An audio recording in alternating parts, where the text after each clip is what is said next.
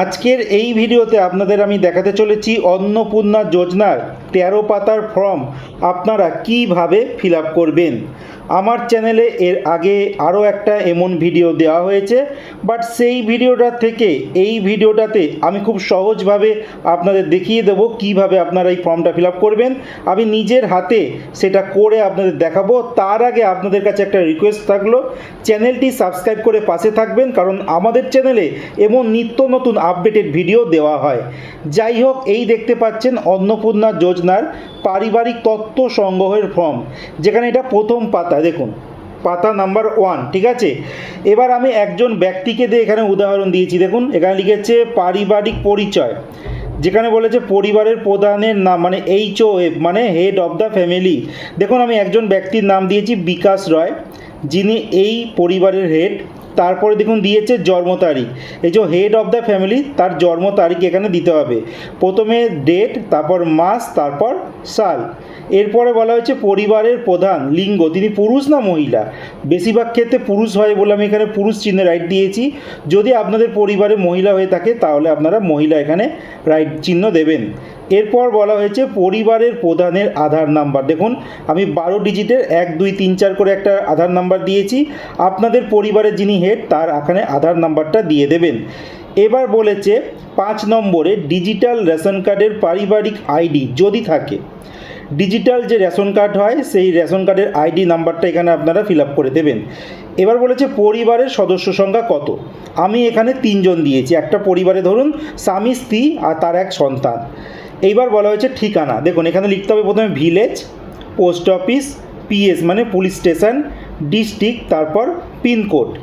এবার বলা হয়েছে যোগাযোগ নাম্বার, তো যোগাযোগ নাম্বারে আপনাকে দিতে হবে এই হেড অফ দ্য ফ্যামিলি তার মোবাইল নাম্বার। হয়ে গেল। এইবার বলা হয়েছে নাম, জন্ম তারিখ, লিঙ্গ, পরিবারের প্রধানের সঙ্গে সম্পর্ক, আধার নম্বর, ঠিক আছে। পরিবারের প্রধান হেড অফ দ্য ফ্যামিলি, এই যে প্রথমেই দিয়েছিলাম দেখুন বিকাশ রয়, ওনার নামটা আমি এখানে দিয়ে দিলাম। এবার বলা হয়েছে সদস্য নাম্বার 1 মানে যার নামে কাটতে হবে তার নাম দিলাম, মানে এই বিকাশ রয়ের ওয়াইফ প্রীতি রয়, তার জন্ম তারিখটা এমন দিয়েছি। প্রথমে দেখুন ডেট, তারপর মাস, তারপর সাল। লিঙ্গ ফিমেল। পরিবারের প্রধানের সঙ্গে কি সম্পর্ক মানে হেড অফ দ্য ফ্যামিলির সঙ্গে ইনার কি সম্পর্ক, ওয়াইফ, তার জন্য ওয়াইফ এখানে লিখে দিলাম, স্ত্রী হয়। আধার নাম্বারটা এখানে আমি দিয়ে দেবো। এইবার দেখুন দ্বিতীয় সদস্য মানে সন্তান সঞ্জয় রয়, তার ডেট, মাস আর সালটা দিয়ে দিয়েছি এবং দেখুন এখানে মেল লিখে দিয়েছি। এবার বলা হয়েছে আপনারা যে কার অন্নপূর্ণা যোজনার জন্য আবেদন করা হচ্ছে, সেখানে দেখুন বিকাশ রয় পুরুষ, তো তার নামে তো হবে না, মহিলার নামে হবে বলে এই বক্সটায় আমি রাইট চিহ্ন দিলাম। যাই হোক, প্রথম পাতা কিন্তু আমাদের ফিল আপ হয়ে গেল। এইবার আসছি দ্বিতীয় পাতায়। দেখুন দ্বিতীয় পাতায় উপরে আর কিছু নেই, যেহেতু আমরা 3 জন সদস্য দিয়েছি, 1 2 হয়ে গেছে, আর একজন হেড অফ দ্য ফ্যামিলি ছিল যার জন্য 3 জন হয়ে গেছে। এবার দেখুন এখানে বলা হয়েছে পরিবারের প্রধান এবং পারিবারিক সকল প্রাপ্তবয়স্ক সদস্যের bank account number. Head of the family যিনি ছিলেন তার দেখুন SBI ব্যাঙ্ক অ্যাকাউন্ট দিয়ে দিয়েছি, যার যেই ব্যাঙ্ক তার নাম দিতে হবে, অ্যাকাউন্ট নাম্বার, IFSC কোড।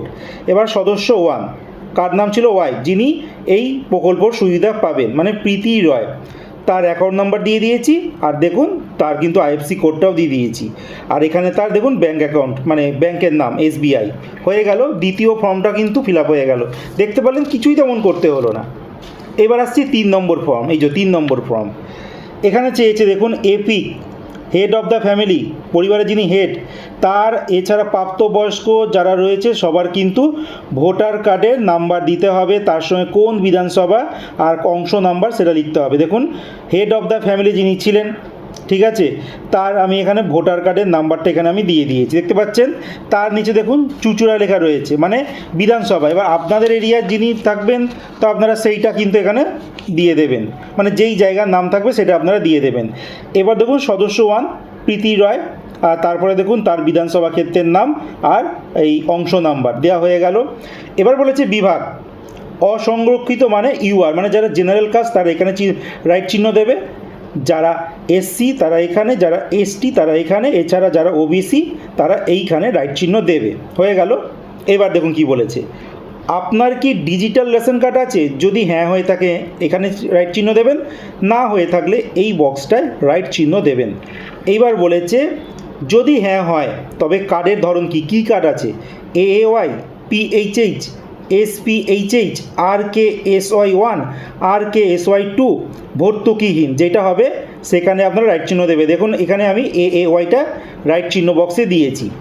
পারিবারিক রেশন দোকান থেকে মাসিক রেশন তুলছে কি না, হ্যাঁ দিয়ে দেবেন যদি তুলে থাকেন, না তুললে তাহলে না এর বক্সে ক্লিক করবেন।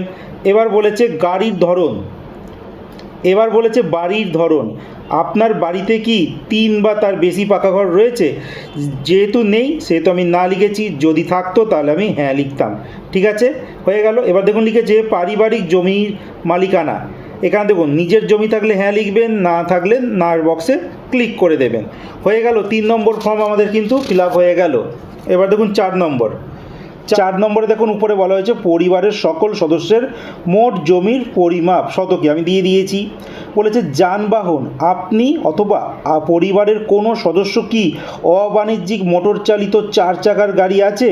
হ্যাঁ হলে হ্যাঁ তার বিবরণ দিতে হবে, আর না হলে কিছু দিতে হবে না। এরপর দেখুন কী লিখেছে পারিবারিক ভিত্তিক সদস্যদের স্বাস্থ্য বিমা, দেখুন থাকলে হ্যাঁ লিখবেন, না থাকলে না লিখবেন। এছাড়া যেহেতু আগে থেকে অনেকের স্বাস্থ্যসাথী কার্ড রয়েছে সেহেতু আমি এখানে দেখুন হ্যাঁ লিখেছি, তারপর তলায় লিখেছি Swasthya Sathi, head of the family তার নামে রয়েছে সরকারি, আর এখানে দেখুন বিমার অঙ্ক 5 লাখ টাকা। সদস্য 1 মানে প্রীতি রয় যিনি ওয়াইফ ছিলেন, তার পাশেও দেখুন লিখেছি একটা টিক চিহ্ন দিয়ে দিয়েছি সরকারি বক্সে, আর 5 লাখ টাকার বিমার অঙ্ক সাম অ্যাসুরেন্স ছিল। 2 নম্বর যিনি ছিল মানে সঞ্জয় রয় তাদের পুত্র, সেখানেও দেখুন 5 লাখ টাকার আমরা সাম অ্যাসুরেন্স দেখিয়ে দিয়েছি। এই হয়ে গেল। এইবার দেখুন চেয়েছে এখানে কোনো সদস্য কি আয়কর বা পেশাগত কর প্রদান করে? যদি হ্যাঁ হয়ে থাকে হ্যাঁ, যদি না হয়ে থাকে না। ঠিক আছে, এবার বলেছে পরিবার সদস্যদের প্যান কার্ড যদি থাকে, দেখুন হ্যাঁ যদি হয় তাহলে নাম প্যান নাম্বারটা দিতে হবে। হেড অফ দ্য ফ্যামিলি বিকাশ রয় নাম দিয়েছি, প্যান নাম্বারটা দিয়ে দিয়েছি। তারপর সদস্য 1 প্রীতি রয় তার ওয়াইফ, তার প্যান নাম্বারটাও কিন্তু দিয়ে দিয়েছি। সদস্য 2 যেহেতু সন্তান ছোট তো তার তো প্যান কার্ড নেই, সেহেতু এই জায়গাটা কিন্তু ফাঁকা রয়েছে, যদি থাকে তাহলে দিয়ে দেবেন। হয়ে গেল দেখুন 4 নম্বর ফর্ম কিন্তু ফিল আপ হয়ে গেল। এইবার আসছি এটা আমাদের 5 নম্বর ফর্ম। দেখুন কি বলেছে কর্মসংস্থানের ধরন পারিবারিক, হেড অফ দ্য ফ্যামিলি আমি লিখে দিয়েছি পরিযায়ী শ্রমিক। আপনাদের ক্ষেত্রে যেইটা সুইটেবল হবে সেই বক্সে এমন ক্লিক করে দেবেন, মানে রাইট চিহ্ন দিয়ে দেবেন। সদস্য 1 মানে প্রীতি রয়, তিনি কি তিনি বেকার হাউসওয়াইফ, তো এই বেকার বক্সটায় দেখুন আমি একটা রাইট চিহ্ন দিয়ে দিয়েছি, আর এখানে কিছু নেই। এবার আমি দেখুন 5 নম্বর বক্সটা হয়ে গেল, শুধু বক্সে শুধু রাইট চিহ্ন দিতে হলো। এইবার আসছি 6 নম্বর পাতায়, উপরটা কিছু করতে হবে না। এবার দেখুন এখানে লিখেছে পরিবারের শিক্ষিত প্রাপ্তবয়স্ক সদস্যদের সংখ্যা ও পরিবারের অশিক্ষিত প্রাপ্তবয়স্কদের সদস্য সংখ্যা কত? শিক্ষিত প্রাপ্তবয়স্ক সদস্য 2 জন দিয়েছি যেহেতু হাজব্যান্ড আর ওয়াইফ। পাশে দেখুন বক্সে কী লিখেছে এখানটায় পরিবারের সকল শিক্ষিত প্রাপ্তবয়স্ক সদস্যদের সর্বোচ্চ শিক্ষাগত যোগ্যতা প্রদান করুন। আর যেহেতু বাচ্চা ছোট তার জন্য কিন্তু আমি সেই জায়গাটা কিছু আর লিখিনি। দেখুন এখানে লেখা রয়েছে একটা হেড অফ দ্য ফ্যামিলি শিক্ষিত আর সদস্য 1 তিনি শিক্ষিত, মানে হাজব্যান্ড ওয়াইফ শিক্ষিত। হয়ে গেল আমাদের 6 নম্বর। এবার আসছি 7 নম্বরে। ঠিক আছে, 7 নম্বরটা দেখুন কি লিখেছে এখানে কোনো সদস্য কি কোনো সাংবিধানিক পদ, মন্ত্রী, সাংসদ বা পৌরস্থানীয় সংস্থা বা পঞ্চায়েত সংস্থার প্রাক্তন বর্তমান ধারক, না লিখে দিয়েছি। কোনো সদস্য কি সরকারি পেনশনভোগী, আমি দেখুন বক্সে না করে দিয়েছি, হ্যাঁ হলে হ্যাঁ লিখে বিবরণ দিয়ে দেবেন। তারপর বলেছে কোনো সদস্য কি জিএসটি অধীনে নিবন্ধিত আছেন, হ্যাঁ হলে হ্যাঁ, না হলে না, তো সেক্ষেত্রে না এর অপশানে আমি ক্লিক করেছি। এরপর দেখুন উমতে দিয়েছে অন্যান্য পরিচয় নথি, সিএতে আবেদন বর্তমান অবস্থা যদি থাকে, তো এই জন্য দেখুন হেড অফ দ্য ফ্যামিলির জায়গায় প্রযোজ্য নয় বক্সে ক্লিক করেছি। সদস্য 1-এ প্রযোজ্য নয়, সদস্য 2-তে প্রযোজ্য নয়। যদি ধরুন আপনারা আবেদন করছেন এমন কিছু ঘটনা হয়ে থাকে সেক্ষেত্রে আপনাদের বক্সে আপনারা কিন্তু এখানে রাইট চিহ্ন দেবেন। হয়ে গেল 7 নম্বর পাতাও কিন্তু আমাদের ফিল আপ হয়ে গেল। এইবার আসছি আমাদের 8 নম্বর পাতায়, উপরটা কিছু করতে হবে না। এইখানে দেখুন কি লিখেছে যদি কিষাণ ক্রেডিট কার্ড ARD, শিল্পী ক্রেডিট কার্ড, মৎস্যজীবী ক্রেডিট কার্ড এই সমস্ত যদি থাকে তাহলে কিন্তু দেখুন হেড অফ দ্য ফ্যামিলির নামে যদি থাকে বা সদস্য ওয়ানের নামে যদি থাকে এখানে লিখবেন, আইডি কার্ডের নাম্বারটা দেবেন, তবে কোন তারিখে ইস্যু করা হয়েছে কার্ডের মধ্যে লেখা রয়েছে। আমি দেখুন একটা উদাহরণ হিসেবে দিয়ে দিয়েছি 1/1/2021, আপনাদের কার্ডে যেটা থাকবে সেটা দেবেন। আর যদি কোনো কার্ড না থাকে তাহলে তো এখানে কোনো প্রশ্নই আসে না, আপনাদের এই জায়গাটা ফাঁকা রেখে দেবেন। দেখুন হয়ে গেল।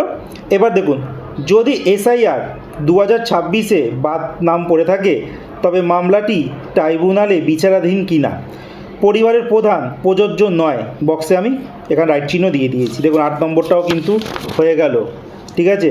এবার দেখুন সদস্য 1, তার ক্ষেত্রেও যদি প্রযোজ্য নয় তাহলে এখানে আপনারা ক্লিক করে এই যে রাইট চিহ্ন দিয়ে দেবেন, হয়ে গেল। এবার দেখুন পরের দিকে কি বলেছে, শিশু সদস্য, একজন তো শিশু সদস্য রয়েছে, ঠিক আছে।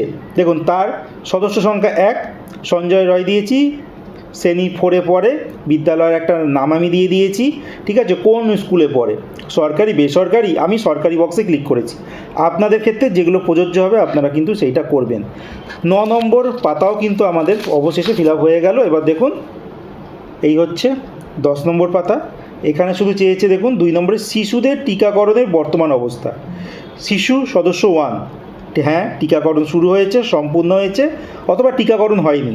তো এখনকার দিনে তো আর টিকাকরণ হয়নি এমন রিপোর্ট শোনা যায় না, ম্যাক্সিমামই টিকা হয়ে যায়। তো আপনারা এই বক্সটায় ক্লিক করে দেবেন, মানে রাইট চিহ্ন দিয়ে দেবেন। এবার দেখুন তলায় কী চেয়েছে, আপনি কি কোনো সরকারি প্রকল্পের সুবিধা মানে DBT মাধ্যমে পাচ্ছেন, পরিবারের প্রধান, যদি হ্যাঁ হয়ে থাকে হ্যাঁ বক্সে ক্লিক করবেন, না যদি না থাকে নার বক্সে আপনারা রাইট চিহ্ন দিয়ে দেবেন। যাই হোক, যদি আপনারা হ্যাঁ বক্সে যদি রাইট চিহ্ন দেন, মানে আমি যেমন দিয়েছি, সেক্ষেত্রে আপনাদের কী করতে হবে দেখুন। ধরুন হ্যাঁ বক্সে রাইট চিহ্ন দেওয়ার পর কৃষক বন্ধু পায়, তার তলায় দেখুন PM কিষাণ পায়, তাহলে এইটা লিখতে হবে। আর এখানে বলা হয়েছে প্রত্যাহার করতে চান কি না, যদি হ্যাঁ হয়ে থাকে হ্যাঁ করবেন, না করতে চাইলে তাহলে এখানে কিছু করার দরকার নেই। আর বলে দিই, যদি হ্যাঁ বক্সে যদি রাইট চিহ্ন দেন তাহলে কিন্তু এই প্রকল্পের সুবিধা কিন্তু আর পাবেন না, মানে কৃষক বন্ধু আর এই PM কিষাণটা কিন্তু পাবেন না। সেক্ষেত্রে এই বক্সে আপনাদের বলবো রাইট চিহ্ন দিতে হবে না। এবার দেখুন সদস্য 1, মানে ওয়াইফের কথা, প্রীতি রয় যার কথা বলছিলাম, লক্ষ্মী ভাণ্ডার তিনি আগে পেতেন, তো এখানে দেখুন সেটা কি প্রত্যাহার করতে চায়, এই বক্সে কিন্তু কোনো রাইট চিহ্ন দেবেন না, তাহলে কিন্তু আর প্রকল্পের সুবিধা পাবেন না। যাই হোক দেখুন হয়ে গেল এইদিকে 11 নম্বর। এবার আসছি আমরা 12 নম্বর পাতায়। 12 নম্বর পাতায় তেমন কিছু নেই, এখানে দেখুন শুধু সম্মত, ঠিক আছে। সম্মতর বক্সে আপনারা ক্লিক করে দেবেন, করে দেওয়ার পর এই যে লাস্ট পাতা, এখানে শুধু সাইন করতে হবে প্রীতি রয়, মানে যার নামে এই অ্যাপ্লিকেন্টটা হচ্ছে তিনি সই করবেন, যে এই প্রকল্পের সুবিধা পাবে তাকে সই করতে হবে।